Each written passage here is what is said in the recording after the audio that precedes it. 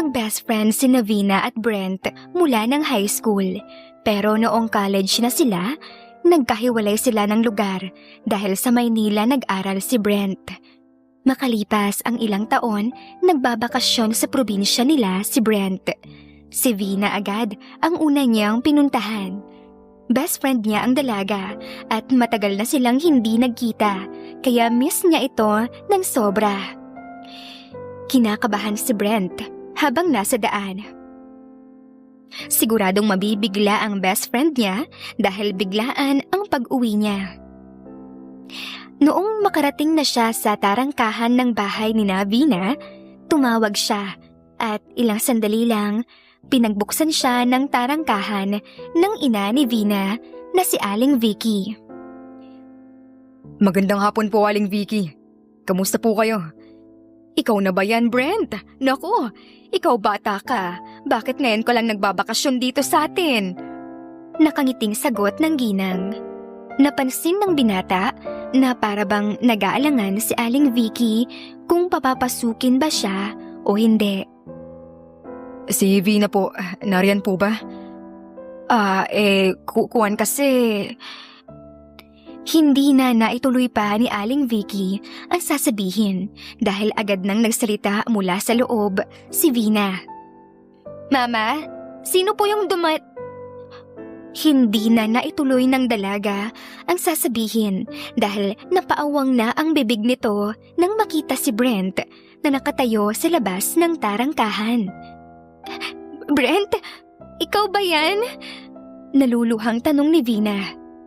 Oo, kumusta ka na, Vina? Napatitig si Brent kay Vina.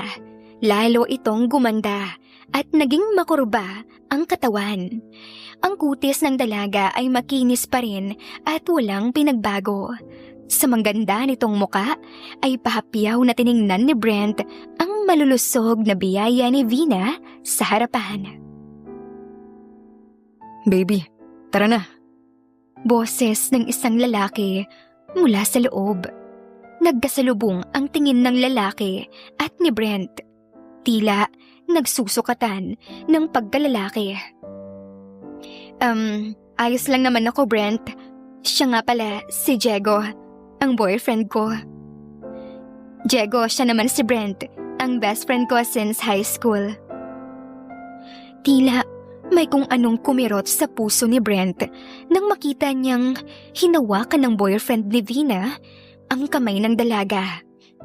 High school pa lamang sila, talagang crush niya na si Vina. Pero dahil sa ayaw niyang masira ang kanilang pagkakaibigan, kaya inilihim na lang niya ang kaniyang nararamdaman. Masaya ako na muli kang makita, Brent. Sayang at sakto namang paalis kami ni Diego. Usap na lang tayo sa ibang araw, ha? Tila may tinatagong lungkot sa boses ng dalaga. Sa araw na yon ay pumunta ang magkasintahan sa isang isla. 3 days sila roon. Gusto sanang magbago ng isip ang dalaga at sabihin sa boyfriend na sa ibang araw na lang nila ituloy ang pagpunta sa isla. Pero hinila na ni Diego ang kamay ni Vina. Malungkot na lumingon si Vina at bago pa ito umangkas sa motor ng boyfriend, kumaway pa ang dalaga kay Brent habang may lungkot sa mga mata.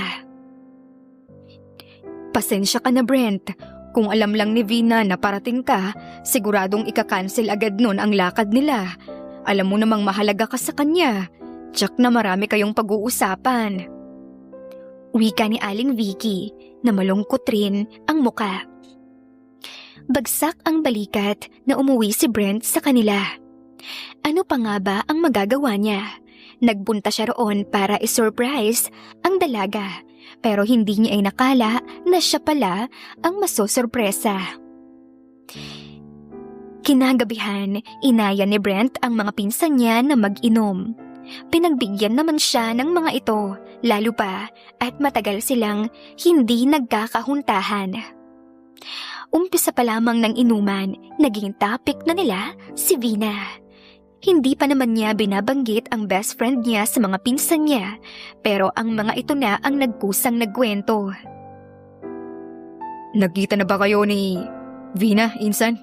Yung maganda at sexy mong best friend noong high school ka pa lang? Tanong ni Ray. Ikinuwento ni Brent ang nangyari nang magkita sila ng dalaga. Pero malungkot ang boses niya dahil nga umalis si Vina kasama ang boyfriend nito. Sayang yang si Vina, pinsan. Palagi kanyang tinatanong noon sa amin kung kailan ka raw magbabakasyon dito sa atin. Sa totoo lang, noong umalis ka, palagi nga siyang malungkot. Saad naman ni Jack. Tila dinudurog ang puso ni Brent sa mga naririnig tungkol sa nangyari kay Vina noong umalis siya. Magkakasunod na shot ang ginawa niya. Hindi mawala sa isipan niya ang magandang mukha ng best friend. Nalaman ni Brent na matagal na nanligaw kay Vina ang boyfriend nitong si Diego. Marahil ay nainip na ito sa kanyang pagbabalik, kaya't napilitan na lang na mag-boyfriend para makalimutan siya ng dalaga. Hindi nabigyan ng pagkakataon na magkausap pa ulit sina Brent at Vina. Nagselos ang boyfriend nito sa kanya, kaya't bantay sarado nito ang dalaga. Noong makabalik na si Brent sa Maynila, hindi pa rin niya magawang makamove on dahil high school pa lamang talagang crush niya na ang best friend niyang si Vina. Iyak naman noon si Vina nang ibalita sa kanya ng nanay niya na nakabalik na sa Maynila si Brent. Noong magkita sila nito, noong kararating lamang nito mula sa Maynila, ay walang nagbago sa feelings niya para sa best friend niyang si Brent. Akala niya kapag nag-boyfriend siya, tuluyan niyang makakalimutan si Brent.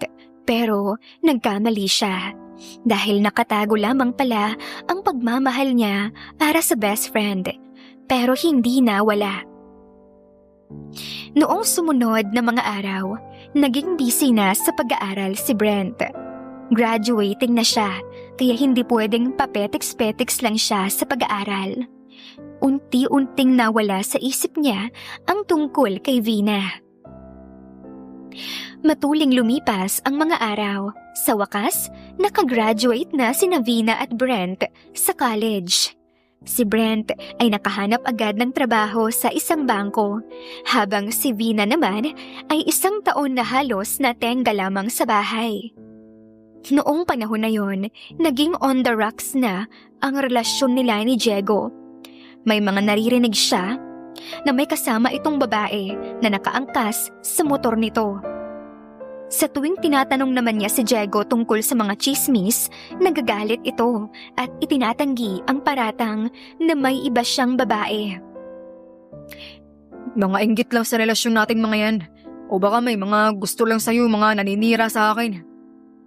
Wika ni Diego. Hanggang isang hapon, hindi sinasadya na makita ni Vina sa bayan sina Diego at ang babae nito na masayang kumakain sa isang restaurant. Nasaktan ang ego niya, pero hindi naman masyado ang puso niya. Napakasinungaling mo talagang lalaki ka, bulong ni Vina sa sarili.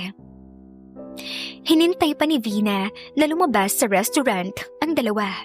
Pagkatapos ay sumakay siya ng tricycle at pinasundan sa tricycle ang motor ni Diego. Pumasok sa malamig na lugar ang dalawa. Doon na nagpasya ang dalaga na tapusin ang relasyon nito kay Diego. Nang pumunta sa kanila si Diego noong sumunod na araw, nakipaghiwalay na agad si Vina. May ibang lalaki ka na ba, Vina? Kaya ang lakas ng loob mong makipaghiwalay sa akin. Sino ba yung pinagmamalaki mo? Yung best friend mo ba? Galit na sigaw ni Brent. Huwag mo akong baligtarin, Diego. Nakita ko kayo ng babae mo sa bayan. Kaya lumayas ka sa harapan ko at huwag ka na magpapakita pa sa akin. Ipinakita ng dalaga ang picture ni Diego at ang babaeng kasama nito. Nagsinungaling pa ito na pinsan niya yung babae, pero hindi naniwala si Vina. Makalipas ang 2 linggo mula nang makipag-break si Vina sa boyfriend niya, nagdesisyon na siyang lumuwas ng Maynila. Nag-apply siya ng trabaho. Noong mga panahon na yon, may girlfriend na si Brent. Habang si Vina ay single dahil iniwanan na niya ang boyfriend niyang babaero. Nang mabalitaan ni Brent na nasa Maynila na rin si Vina, ay agad nitong pinuntahan sa apartment na inuupahan ang best friend niya. Halos walang nagbago sa pakikitungo nila sa bawat isa. Ganoon pa rin ang naging bonding nila. Kumusta ka na, BFF? Mukhang hiyang na hiyang ka talaga dito sa syudad, ha? Wika ni Vina. Ngumiti naman si Brent habang titig na titig sa maganda niyang best friend. Nasanay na lang din ako dito, bes. Yung daily routine ng buhay ko, okay naman. Bahay, trabaho, nagbabar. Paminsan-minsan kasama ang mga barkada. At minsan naman, kumakain sa labas kasama ang girlfriend ko. Biglang natigilan ang dalaga nang marinig ang salitang girlfriend. Napayuko siya at umiwas ng tingin sa kaibigan. Ayaw niya kasing mabasa nito ang nararamdaman niya ng mga oras na yon. Ikaw, bes, kumusta naman kayo ng boyfriend mo? Sinabi ni Vina sa kaibigan na break na sila ng boyfriend niya. Inamin naman niya na nahuli niya itong may kasamang ibang babae. Gumaralgal ang boses ni Vina. Halatang nasasaktan pa rin. Biglang niyakap ni Brent ang kaibigan. Katulad ng dati, noong high school pa lamang sila, kapag may problema si Vina, inaalo niya at niyayakap ang kaibigan. I'm so sorry to hear that, bes. Kung naroon lang sana ako, hindi ko palalagpasin yung loko-lokong yun. Inis na wika ni Brent. Totoo naman yun. Alam ni Vina na kayang gawin ni Brent ang sinabi nito. Maraming beses na nakipag-away na noon si Brent sa school nila dahil sa mga nambubuli sa kanya. Para makalimutan sandali ni Vina ang ex-boyfriend ay niyaya niya itong namamasyal at dahil nga kakarating pa lamang ng dalaga sa Maynila at wala pang trabaho kaya nilibre siya ni Brent. Maligo ka na, bes. Magbabar tayo. Treat ko. Wika ni Brent. Walang nagawa ang dalaga, kundi pumayag. Sa totoo lang kasi, isa sa naging dahilan kung bakit ginusto niyang magtrabaho sa Maynila ay para makalimutan din niya ang ex-boyfriend niyang si Diego. Napaawang ang bibig ni Brent nang lumabas ng kwarto ang BFF niyang si Vina. Naka-black dress ito, nalabas ang mapuputi at makikinis nitong hita. Napaka-sexy talaga at ganda ng kaibigan niya. Bukod sa maputi at matangkad, biniyayaan pa ng magandang muka at magandang kurba sa harap. Palihim namang natuwa si Vina dahil base sa reaksyon ng kaibigan, nagustuhan nito ang outfit niya. Ngunit nagulat siya nang bigla itong nagsalita. Ano yung suot mo, Vina? Hindi porket broken ka, halos ipakita mo na ang kaluluwa mo dyan sa suot mo. Para saan yan? Para makapang-akit agad ng lalaki sa bar at makahanap ng kapalit ng ex mo? Ng ex mong cheater? Galit na wika ni Brent. Namula ng sobra sa pagkapahiya ang dalaga. Ang buong akala pa naman niya, masaya si Brent sa ayos niya. Gusto lang naman niyang makiuso sa mga napapanood niyang pananamit ng mga dalagang taga Maynila kapag nagbabar. Nagmamadaling bumalik sa kwarto niya ang dalaga. Pagkatapos, pinili na lamang ni Vina na magpantalon at fitted blouse. Nag-rubber shoes na ikinatuwa ng gusto ni Brent nang makita siya. Yan, mas bagay na bagay sa iyong damit mong yan, bes. Tara na. Naging masaya ang unang beses na experience ni Vina sa isang bar kasama ang grupo ni Brent. Hanggang sa ipinakilala na nga ni Brent sa girlfriend niya ang BFF niyang si Vina. Ramdam ni Vina ang pakikipagplastikan sa kanya ni Patricia. May mga matatalim itong tingin sa kanya. Marahil ay pinagseselosan siya nito dahil sa closeness nilang dalawa ni Brent. Magmula noon, sa tuwing namamasyal si Brent at ang girlfriend niya, ini-invite siya ng binata para makapamasyal na rin sa Maynila. Hindi lang sa ganoon nagtatapos ang lakad nila dahil nililibre din ng binata ang dalaga sa sinihan, food trip at maging sa pag-shopping. Walang kaalam-alam si Brent. Napalihim na nasasaktan si Vina sa tuwing nakikita silang magkahawak kamay ng girlfriend niya. Animoy pinipiga ang puso ni Vina kapag sweet na sweet sina Brent at Patricia sa kanyang harapan. Lingid rin sa kaalaman ni Brent na matagal nang may gusto sa kanya ang kanyang best friend. Isang hapon, kakahatid lamang ni Brent sa sakayan ng van kay Patricia. Sabay silang naglalakad ni Vina. Nag-enjoy ka ba sa pamamasyal natin, Bes? Oo naman, Brent. Thank you ha sa lahat. Pero tinawagan na ako nung ina-applyan ko na magsa-start na ako ng work next week. Kaya baka bihira na lang akong makakasama sa inyo. Wow talaga, Bes ha. Ang galing mo talaga. Nakakuha ka agad ng trabaho rito. Okay, sige, kapag day off mo na lang talaga ipapasyal kita.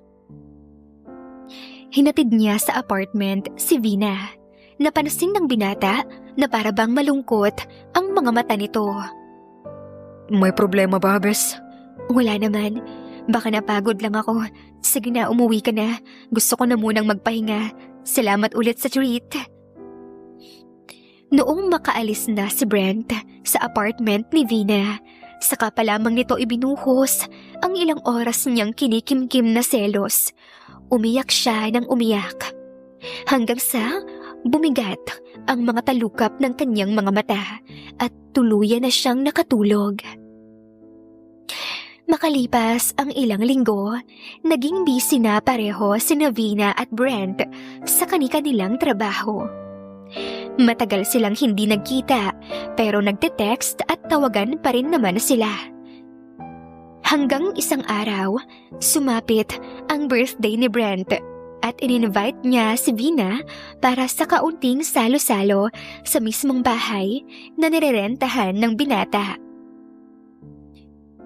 Happy birthday, Bes! Uwi ka ni Vina, sabay inabot ang dala nitong regalo. Nasa gate sila ng bahay na inuupahan ni Brent.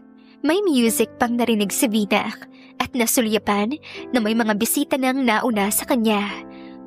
Masayang niyakap ni Brent ang kaibigan.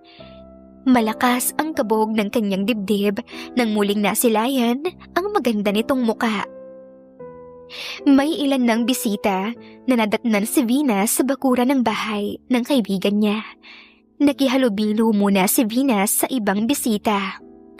Ipinakilala siya ng kaibigan sa mga ito.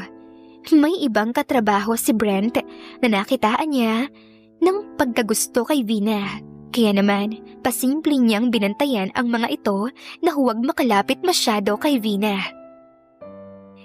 May maganda ka palang best friend, Brent. Bakit hindi mo man lang siya hinahayaan na makipag-inuman dito sa amin? Para naman may maganda kaming makakwentuhan. Uwi ka ni George, isa sa katrabaho ni Brent.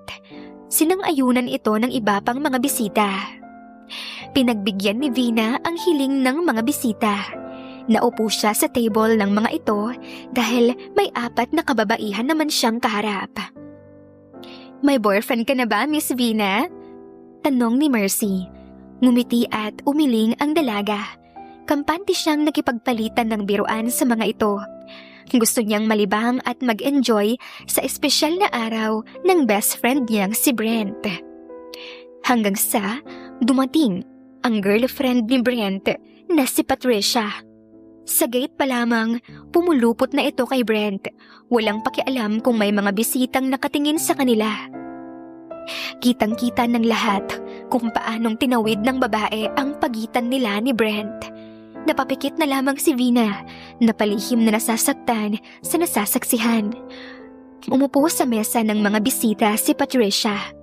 Halos kita na ang kaluluwa nito sa suot na maiksing palda at hanging blouse na malalim ang hiwa sa dibdib. napapalunok ng laway ang ibang kalalakihan. Walang nagawa si Brent kundi ang tiisin ang presensya ng nobya. Uy, present din pala ang BFF ng boyfriend ko. Thank you, Vina, sa pagmamahal mo sa boyfriend ko. Sobrang nakaka-touch yung story niyong dalawa. Medyo nakainom na ito ng mga sandaling yun at tila nag-aalala ang mga naroon na baka may mamagitang hindi maganda sa pagitan ng dalawang babaeng mahalaga kay Brent. Siyempre naman, Patricia, high school pa lamang kami, present ng isa't isa sa amin kung sino ang magbe-birthday sa amin. Normal na sa amin ni Brent ang ganitong okasyon, kaya huwag mo sanang bigyan ng kahulugan. Malumanay na sagot ni Vina. Nilapitan na ni Brent ang nobya para sawayin. Nahihiya na siya sa mga bisita at kay Vina sa mga lumalabas sa bibig nito.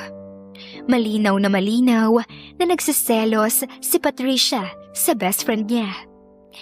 Bakit mo ba ako pinipigilan, baby? May gusto ka ba sa best friend mo? Sabagay, di na ako magtataka dahil maganda at sexy naman talaga siya. Pero sure ba kayo na sa haba ng pagkakaibigan niyo, walang namagitan sa inyo? Kahit minsan? Nakangising tanong ni Patricia na medyo sarcastic din. Para hindi na lumaki pa ang issue, sa pilitan ng pinatayo ni Brent ang girlfriend niya sa umpukan. Nagpaalam siya sa lahat ng bisita na iyahatid na muna ang girlfriend sa apartment nito. Mabilis rin namang nakauwi dahil pagkarating sa apartment ni Patricia, nakatulog na yun agad. Sumapit ang 11:11 ng gabi. Isa-isa nang nagpaalam ang mga bisita ni Brent na uuwi na. Hanggang sa silang dalawa na lamang ni Vina ang natira sa bahay niya. Humingi ng sorry ang binata sa ginawa ng nobya nito. Gusto ko mag-celebrate pa tayong dalawa, bes. Katulad ng dati. Noong high school pa lang tayo. Ngumiti ng matamis si Vina bilang pagsang-ayon sa sinabi ng kaibigan. Ayun, my loves. Awat muna tayo saglit, ha? Isusunod din natin agad ngayon din mismo ang karugtong nito. Kaya abangan nyo lang at huwag mainip, my loves. My loves, siguraduhin mo sana na nakasubscribe ka na sa akin. Subscribe na, my loves. Libre lang naman yan at mapapasaya mo pa ako. Salamat, ha? Take care, my loves, and bye-bye.